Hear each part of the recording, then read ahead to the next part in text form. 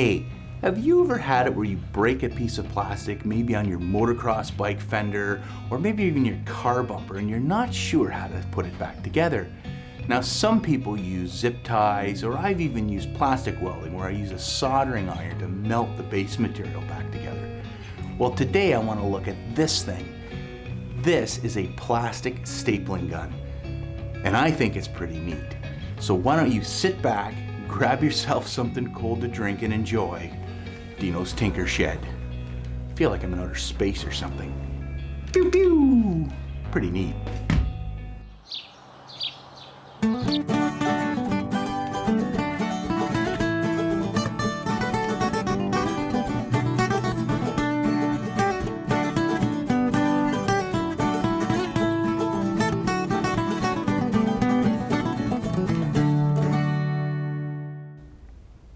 For those of you who have been watching my channel for a while, you may remember that about 6 months ago, I did a project where I restored a Baja 50 mini bike. In that series, I had to repair the rear fender that had been broken clean off of the little motorcycle. Now, I repaired this using a combination of using basically a rubber plate with rivets, but I also needed to melt some of the plastic to fix a few cracks, basically to glue them back together by melting the base material with my soldering iron. Once I was done that project, I actually looked around for other solutions that I could have possibly used to fix it, and I came upon this. Now, this is one of many, many, many brands of plastic staplers that you can find on the internet. I paid $35 for this particular kit, and it came with a multitude of little steel staples here that you can use to basically stitch across the seam.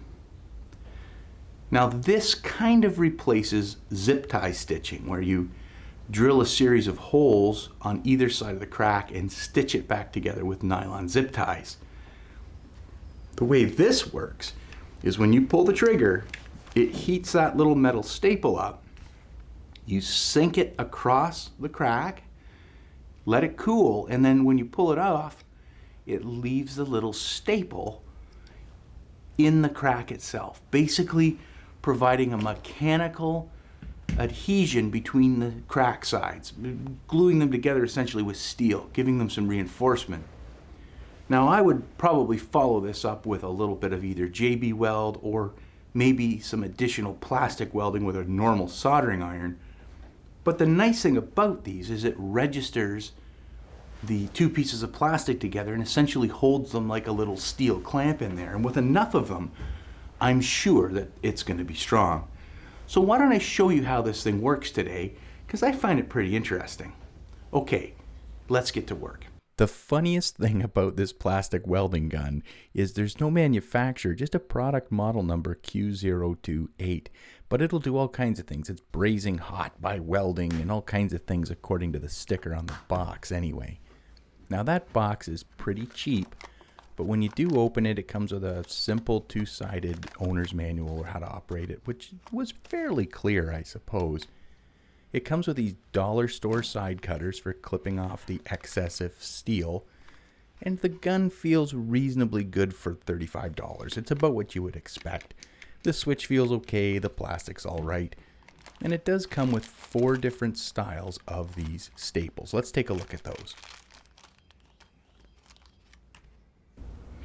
So here are the 4 different types of staples that come with this particular gun. These 2 are for different types of corners.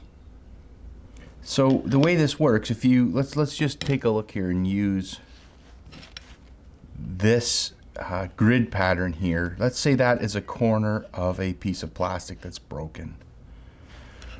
You can come from the inside with this particular piece, and it will melt into those corners like that.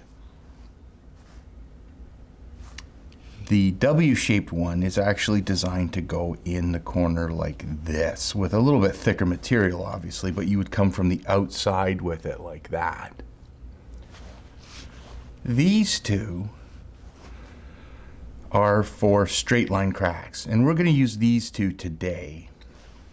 The smaller wavy shape here would actually go across a break like this. So it would stitch across a break. Whereas this wavy piece, you would fit it in this way along the crack. Now these are easily replaceable. There are all kinds of manufacturers of these online, and they're dirt cheap. I think you can get like 500 staples of assorted sizes and shapes for like, I'm gonna say $10 or something like that. So they're very economical, and we're gonna see how well they work. Now, for me, I don't think I would just simply use the staples. I would probably follow this up either with fiberglass or maybe JB weld, or maybe even just some additional actual plastic welding where you melt the base material across the crack back into itself. But what I like about these staples is they'll hold your piece of work in place stationary while you perform those other functions. Let's give it a shot. I'll show you how it works. In order to show you how this stapler works, I needed a piece of plastic. And I think I'm going to use what is maybe one of the greatest symbols of Canada, a hockey stick.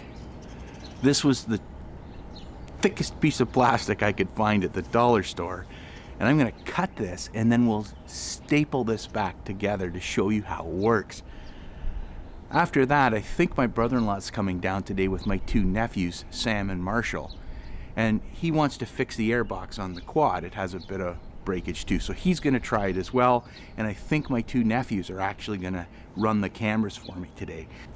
Now obviously, this hockey stick won't be strong enough to really use as a hockey stick again. But I promise, I'll give it a burial in the backyard here and honor it for what it is. All right, let me go downstairs and cut this thing in half.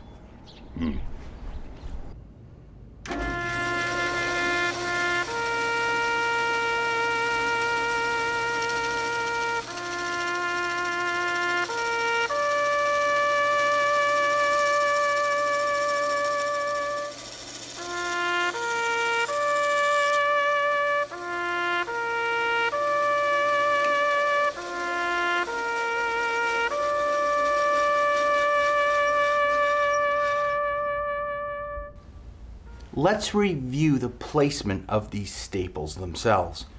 Here's our hockey stick that has been broken out playing aggressive street hockey. Let me get it the right way around here. And I'm going to turn this on edge. So I want you to imagine the blade sitting flat. That's represented here on these two red lines. These two black lines here are our staples. We're going to actually melt them in from both the top and the bottom, or I guess both sides of the blade, about a third of the way in. Once they're in there, we're going to twist them slightly and then take the heat off. We're going to let go of the trigger. Once they're cool enough, we can actually just pull straight back on the actual unit, and it'll leave the staple inside of the plastic itself. This is how they recommend that you do this. We're going to use a multiple amount of staples on each side just to see how it works. And then again, I'd probably follow this up with some JB weld or something if it was a piece of plastic fender or something, and you can sand it flat. This will leave the ends of the staples proud about a ½ an inch or maybe 10 millimeters, something like that. That's what those side cutters in the box are for. You can come in and cut those as flat as you can get them, and then sand them with a grinding disc or sandpaper, or a file even would get them low enough. That's the basic way you do it, and we're going to do that right now over on the bench. I am going to start with one of the thin ones that goes directly across. I'm going to place it right in here to register the two pieces. And then I'm going to follow up with some of these wavy ones that go right along the stitch line itself. Let's try it. So again, I'm going to load this in. It just pushes in straight, and they are a little wider, or sorry, they're spaced a little wider than the actual two prongs. And the reason for this, I believe, is it's a spring fit. You run them in and they hold in place. All right, I'm just going to line this up here like that and see what I can do. Doesn't take long for this to work. So you heat it up. You'll see it starting to smoke. And I'm gonna push it in and just gently turn it and then release the heat.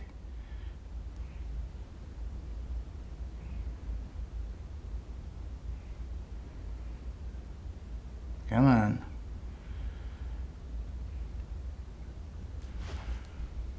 There we go. So again, we push it in, we give it a little bit of a twist. So I'm gonna heat it up here. This one goes directly across. So I'm gonna go about a third of the way down. I'm gonna twist it, and then I'm gonna turn the heat off.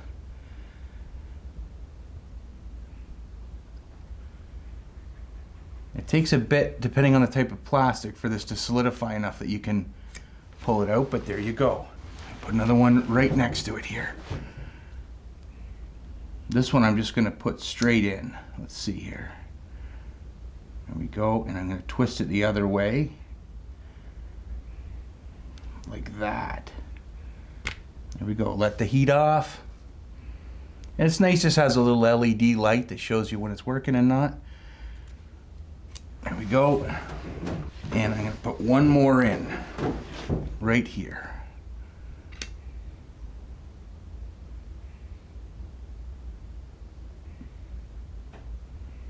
Again, you're gonna push it about a third of the way through.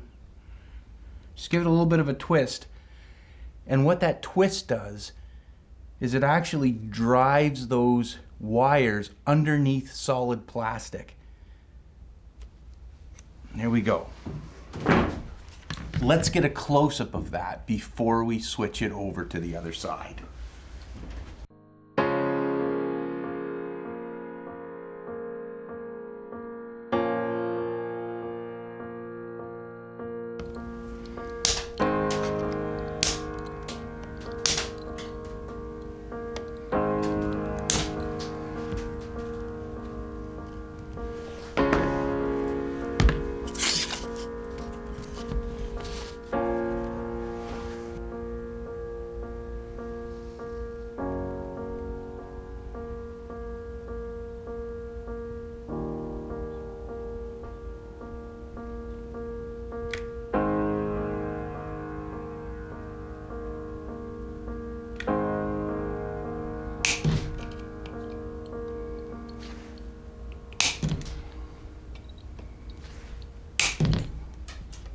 That is surprisingly strong, really.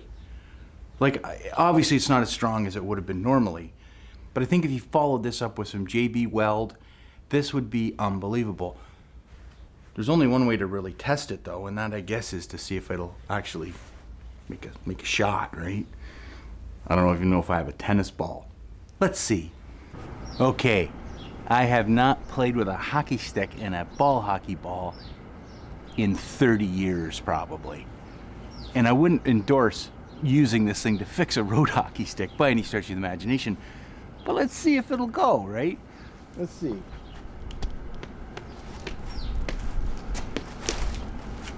Oh, kind of hit it. Let's try a few more.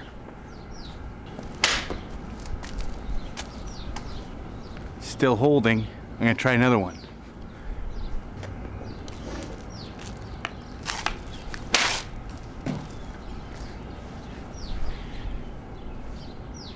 That is pretty darn strong. I'm impressed. I'm gonna do one more here. I'm really gonna give her a good slap shot if I can.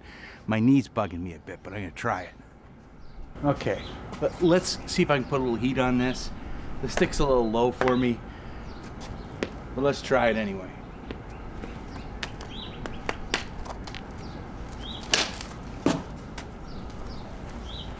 I'm impressed. That thing's still in one piece. Okay. I think I hear my brother-in-law and my two nephews coming.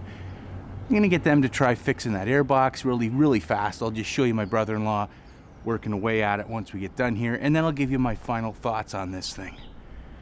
It's pretty good, I think.